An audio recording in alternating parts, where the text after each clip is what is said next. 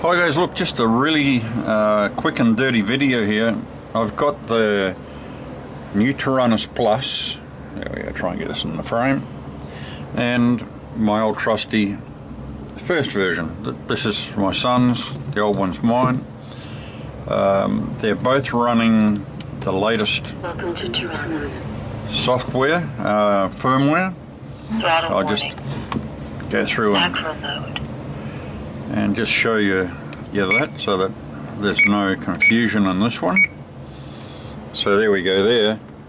See if we can get a shot at that. There we go. That's the firmware, about the 14th of January 2015, and there we go, this guy here, and there we go there. So this is Taranis Plus 2015, and this is, the other one is Taranis 2015.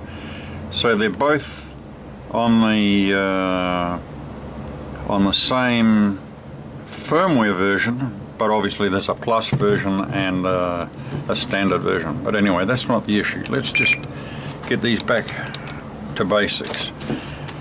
What the problem is this. This is common old 8XR. This receiver is probably 6 months old, somewhere around there, and we'll just do a very quick and easy one here. Make sure we get the polarity right so we don't get magic smoke coming out of any of this.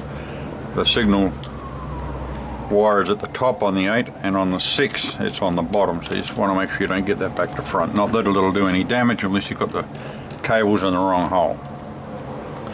Okay, so what we'll do is we've got, this is my test, this NASA DJI is just a model that doesn't really exist. So we'll just go in here, we'll come into the bind screen on the page 2.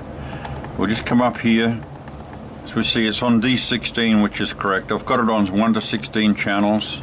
Receiver number 10, that can be any number you like, but you just can't repeat that. But that's okay where it is.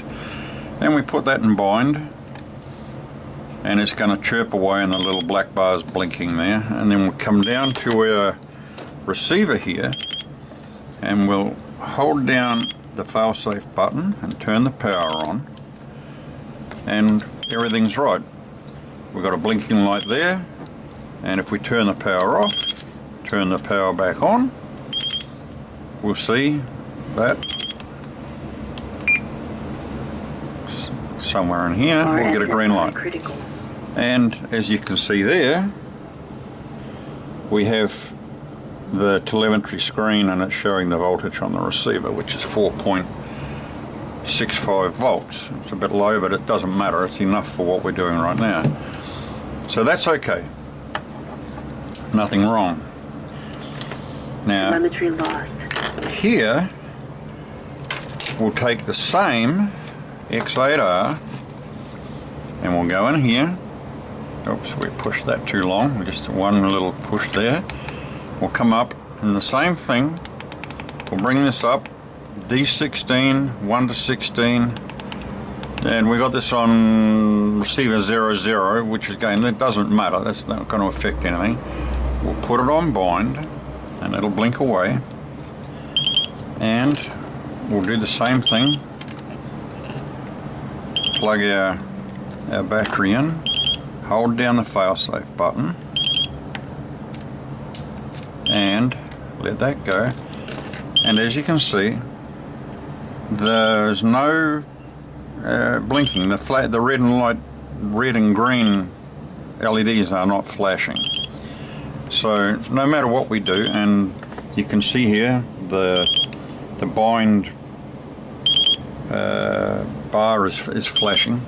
This is not going to hook up. It doesn't matter. I've done this 100 times and different battery voltages and you name it. It doesn't work. So we can turn that off, and we'll get out of the bind, back to our main screen. Just to prove it, we'll turn on. Telemetry recovered. You see we've got the telemetry coming up on the other radio, but this one here hasn't bound. It hasn't done anything. So this old receiver works perfectly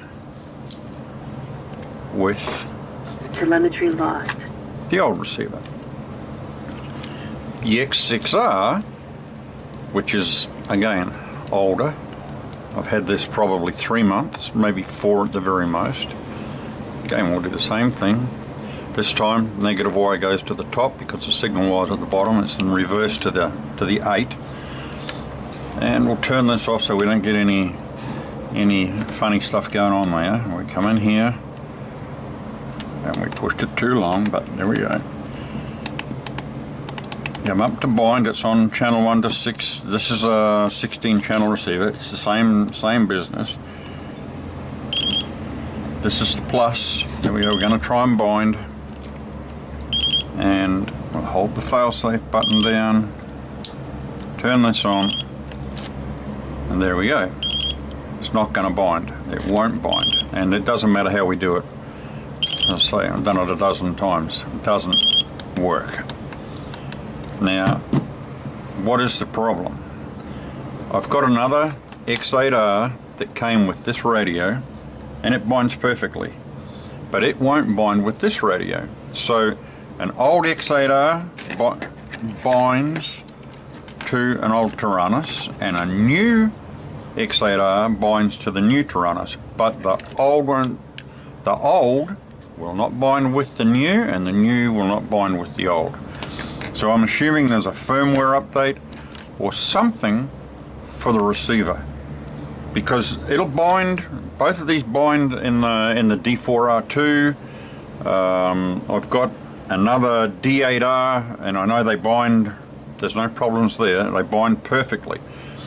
But there's something in the software or the firmware between these two that's not letting us bind a 6-month-old receiver with the new plus, or a brand new receiver with the old Taranis. I don't know if someone can help me out on this one. It'd be much appreciated.